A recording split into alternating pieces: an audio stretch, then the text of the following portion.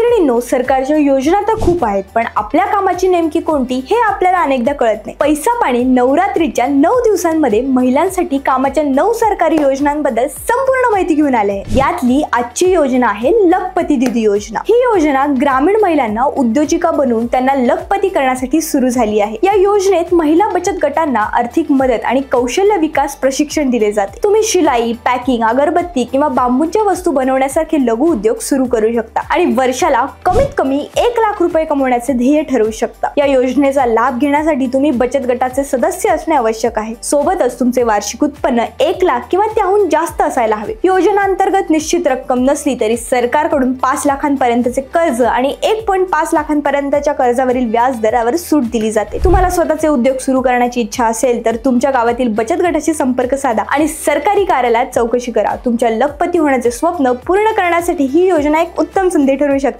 बाकी अशाच कामाच्या योजना जाणून घेण्यासाठी आत्ताच पैसा पाणीला फॉलो करा।